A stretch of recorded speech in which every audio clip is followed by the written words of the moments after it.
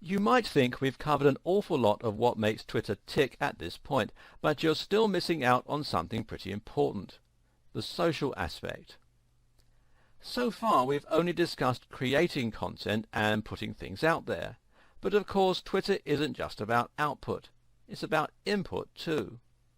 This is a communication tool and a social network. In other words, you need to think about responding to comments as much as you think about creating posts from scratch. Better yet, you need to think about how you can encourage engagement and interaction. This will make a big difference to the way people see your brand, and it will greatly improve your chances of getting shared and retweeted. What's more, by leveraging this social engagement correctly, you can see sudden growth. This is where the growth hacking aspect comes in, so why don't we start with that? If you're new to Twitter and you post a tweet to your audience, then you may get it seen by, say, 100 people, maybe 1,000. This is pretty good. If your post gets retweeted by one of those 1,000 people and they are an average user, then it may get seen by 100 to 300 more people on top of your original 1,000. This is also pretty good. Better yet, if someone enjoys that tweet, they might start following you. Thus, you've got a new follower. But imagine if your post were retweeted by someone like Bill Gates. Suddenly, that message would be seen by millions of users. He currently has 24.6 million followers, thousands of which would probably retweet it to their thousands of followers. Some of Bill Gates' own followers would probably have millions of followers in their own right, so this effect would be repeated potentially many times over. You would get hundreds of thousands of new followers this way and would increase your influence drastically overnight. That's a growth hack because you've gone to 1 million followers overnight instead of taking it the usual several years. This particular growth hack is using a technique called influencer marketing, where you're relying on the influence of someone already established on Twitter to give you that boost and that head start. Now, influencer marketing will always involve an element of luck, and you can never guarantee that it's going to work. Still though, it's well worth a try, and by targeting influence with content tailored for their appreciation, and even sometimes mentioning them in comments, you can potentially see amazing results. Oh, and a tip: don't go after Bill Gates right away. Instead, aim to start with smaller influencers, such as prominent members of your niche or your industry. Look for someone with about 1,000 followers and then someone with 100,000 followers and build your way up to the top. You can also get great success from mentioning other businesses and having them mention you. That way you can quickly share your followers with one another. This can even work with direct competitors, but you're more likely to be successful with business partners and companies that provide supplementary services to your own. If you build websites, then looking for an SEO company and promoting each other is a good strategy. Again though, aim for people who are on a similar level to you to begin with. Here's a quick tip for any kind of influencer marketing. Real-world strategies always work best. Too often people find the email address or the Twitter account of an influencer and think, great, a connection. In reality though, that person is not a connection. A connection is someone who actually feels that they know you, at least a little, and who is willing to help you out. You can accomplish this in 2 minutes if you meet someone in person, whereas it takes a lot longer to get to that level via emails. This is why networking events and trade shows are so valuable. Find the influencers, introduce yourself, and have a human chat. Do not try to get anything from them. Then, a few weeks later, post something related to what you spoke about, or perhaps that you think they'll find interesting, and then tag them. Don't force the issue, but your chances of a retweet just went up significantly. You can also use your real-world networking skills to get regular followers on board. If you run a retail store and someone visits, you can tweet a photo of them with you, or you can message them to say thanks. People love this as it feels a little like being famous, and if you're lucky they may retweet that message to their followers. This is particularly useful for local businesses. If they're a local customer, then chances are their connections also live locally.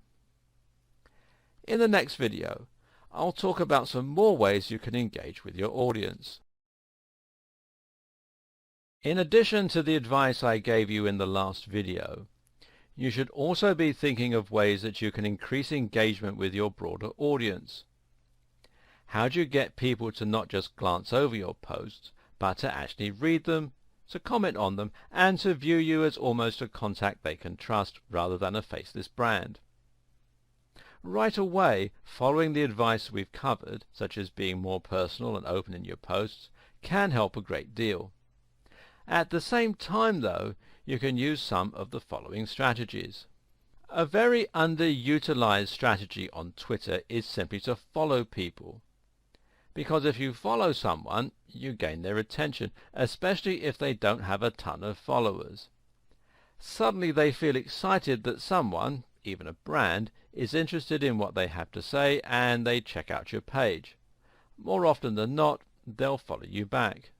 The same goes for retweeting. Retweet the things that people have to say, and they'll feel obligated to you. Suddenly, they'll be much more likely to retweet whatever you have to say, in part simply because they feel somewhat obliged to return the favor. Obligation and reciprocity is a very powerful emotion in business. Again, this works best if you don't apply it to the huge players who won't even notice you. Do it to people who are a little lower down the pecking order than you, and try to benefit them in doing so.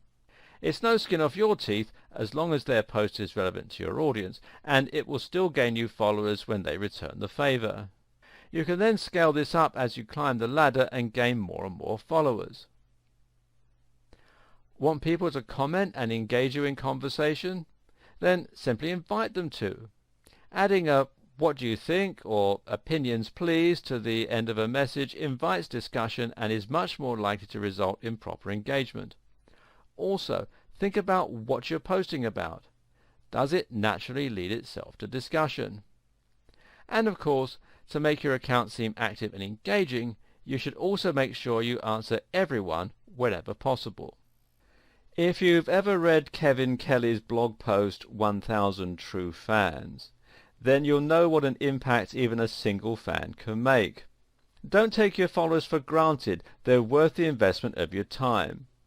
If you haven't read the post, you can do so at kk.org/the-technium/1000-true-fans.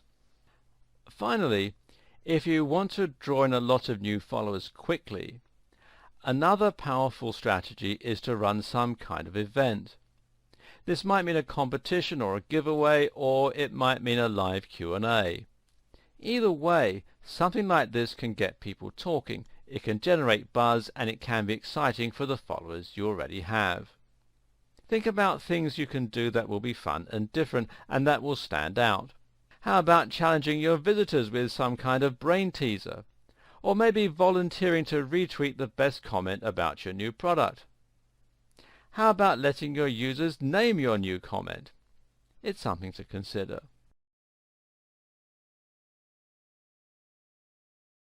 So there you have it, a complete guide to how you should start getting the very most out of Twitter.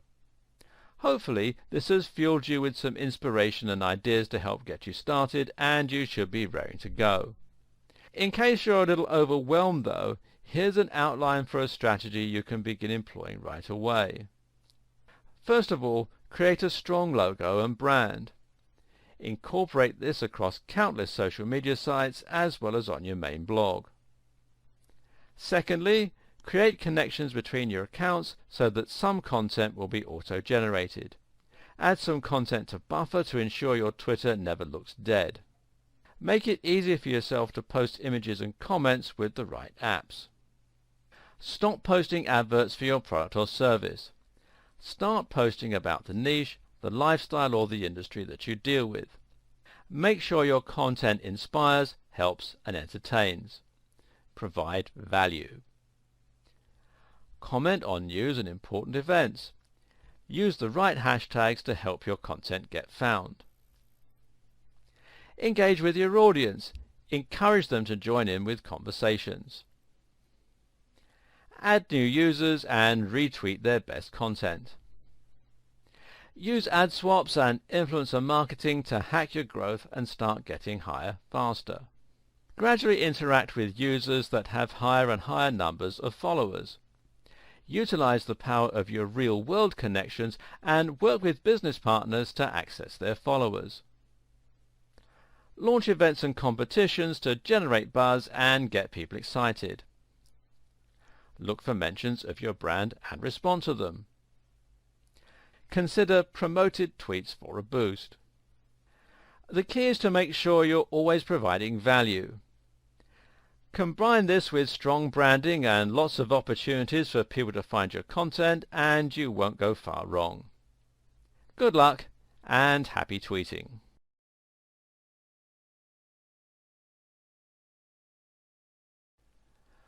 We mentioned at the start of this video series that Twitter was perhaps one of the most flexible tools for social media marketing. If you just do everything we've covered so far, then you'll have a powerful social media account that will grow rapidly, especially if you combine the strategy with great quality content and some creative ideas. But to get the very most out of Twitter, you should also consider some of its other features. For instance, Twitter advertising and reputation management. Twitter is a powerful tool for public relations because it gives you a direct means of communication with your audience. This in turn means that you can control the way your brand is seen, and it even allows you to respond to comments, criticisms, and bad reviews. One aspect of this is the power of reputation management. Reputation management is a service provided by many online agencies that changes the way your brand is seen by people researching it online for the first time. This involves the process of responding to reviews and encouraging positive feedback, but it can also mean responding to comments and discussions about your brand. This aspect can be handled very easily on Twitter. To find mentions of your brand on Twitter, you can simply search for it using Twitter's built-in search tool. Hootsuite can do this even better, as can using Twitter's advanced search option. Either way, you can now see when someone is talking about you on Twitter, and this gives you the opportunity to respond. Make sure that you write something positive and not defensive or retaliatory, even if it's responding to something negative. Also, don't ignore the positive comments you receive. Instead, consider favoriting the comment, which might get you a new follower, or respond to them and thank them for the mention. You can do the same thing by responding to reviews and putting forward your own point of view. Do be careful not to unnecessarily attract more attention to bad press, though. It's a fine line to walk.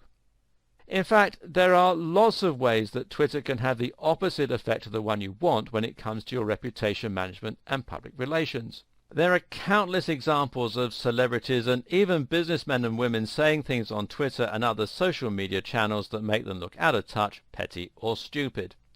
Don't let this happen to you. Follow these 5 points. 1. Don't be negative about other brands and don't pick fights. 2. If you are the face of a professional brand, try not to be opinionated on divisive topics. 3. Stay away from politics and religion unless you feel very strongly. This is a risk you may still decide to take. 4. Research your facts and make sure that you know what you're talking about. 5. Avoid sweeping statements. If you're struggling to get momentum naturally on Twitter, then you can always pay for a little bit of a jump start. Twitter advertising is called promoted tweets, and this means you'll be able to pay to get your tweet seen by a wider audience. Your tweet will then be seen by more people, though the audience will still be specifically targeted to ensure they're relevant to your niche. You can schedule the tweet, in a similar manner to Buffer, so that it will appear at a specific time of day and will not be shown to your followers unless you want it to be. Of course, you can use Twitter advertising to directly sell a product, but very often it can be used simply to get more people to start following you. This is a great way to get more people to become aware of your brand, and while ROI might be slow in coming, it can be an effective way to attract people you might otherwise not be able to reach. For more advanced marketing though, Facebook ads are far more flexible and powerful, as is Google AdWords. As your social media accounts and blogs should be working synergistically, you might do better to advertise in these places rather than directly on Twitter itself.